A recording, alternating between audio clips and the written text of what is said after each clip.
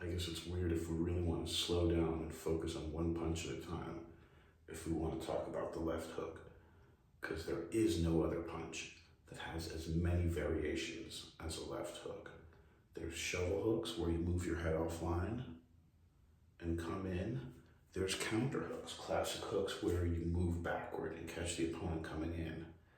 These are completely different punches. And there's hooks where you just stand in place.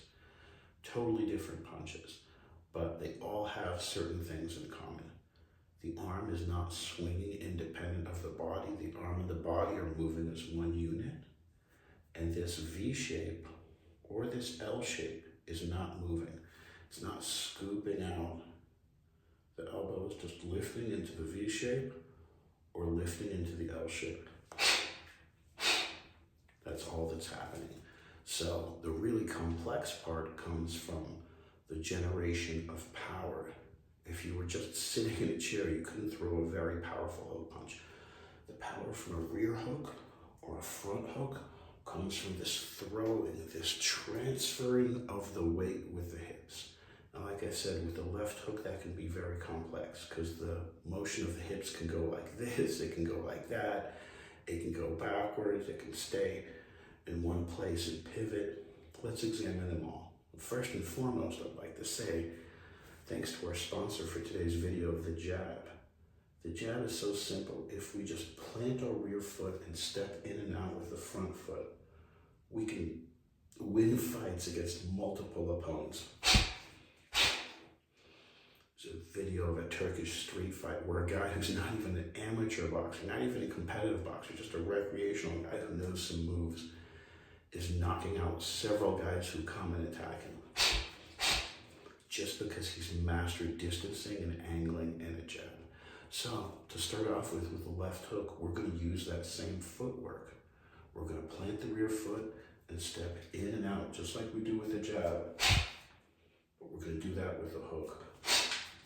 This is a hook that completely lands. It's not a knockout hook, but it can set up a lot of knockout shots. So before we even start to deal with leverage and power hooks, it's important to just master that distance hook. Then of course the shovel hook, my favorite. Loading all the weight on the flat front foot and pivoting on the rear foot.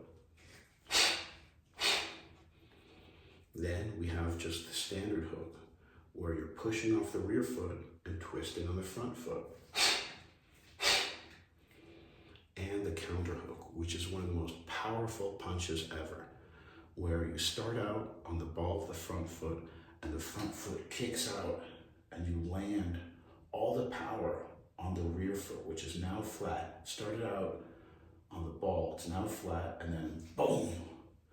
That's probably the most powerful hook there is and the hardest one to master. So if you're at home, a beginner trying to master this stuff, trying to just perfect the basics, most important thing is, like I said, don't get caught up with the power and opening the arm, swinging it, or letting it scoop open.